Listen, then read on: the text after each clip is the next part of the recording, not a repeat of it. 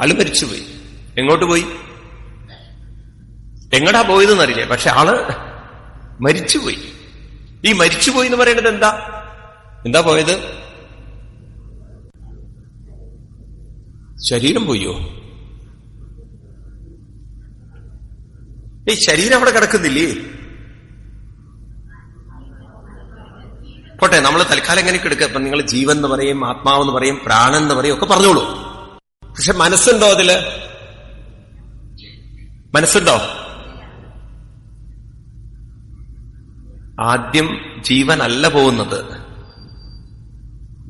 Even medical സയൻസിലൊക്കെ നിങ്ങൾ ഡോക്ടർമാര് പറയുന്നത്, പിന്നെ ഇന്ന് അനുഭവമാണല്ലോ, പണ്ടത്തെക്കാളും അനുഭവമല്ലേ നമുക്ക്. ഡോക്ടർമാര് പറയുന്നു വേണ്ടല്ലോ, ഒരാള് മരിച്ചു കഴിഞ്ഞാൽ അയാളുടെ കണ്ണും അയാളുടെ കിഡ്നിയും എടുക്കാലോ, ഇല്ലേ?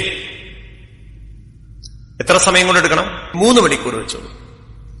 ഈ 3 മണിക്കൂറിന്റെ ഉള്ളിൽ അയാളുടെ കിഡ്നിയും ഹാർട്ടൊക്കെ എടുത്ത് മാറ്റാം, കണ്ണൊക്കെ എടുക്കാം.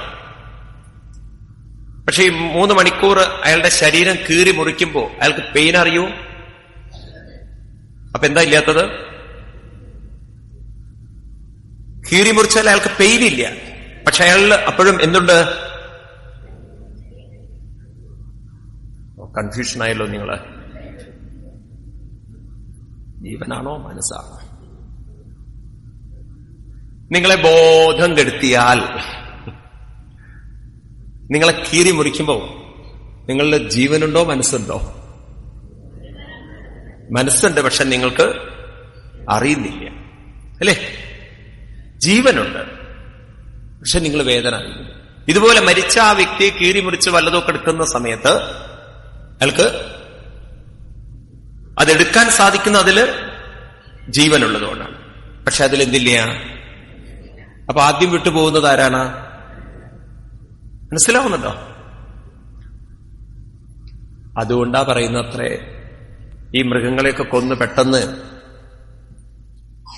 പെട്ടെന്ന് വേവിച്ചു കഴിക്കുമ്പോഴേ അതിനെ കൊന്ന പാവം നമുക്കുണ്ട് എന്ന്.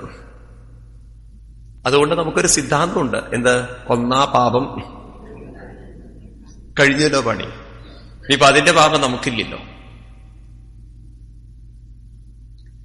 അപ്പോ മനസ്സ് ആദ്യം പോണു, പിന്നെയാണ് ജീവന്റെ പ്രകടനമില്ലാതെയാവും. നിൽക്കട്ടെ, അപ്പൊ മനസ്സ് പോയി എന്ന് പറയണം.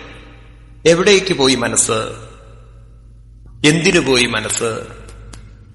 ഇതാണ് അവര് ചിന്തിപ്പിച്ചിട്ടുണ്ടാവുക, ഈ വിഷയങ്ങളൊക്കെ. അപ്പൊ നമ്മുടെ ചോദ്യത്തിന് ഉത്തരായില്ലേ?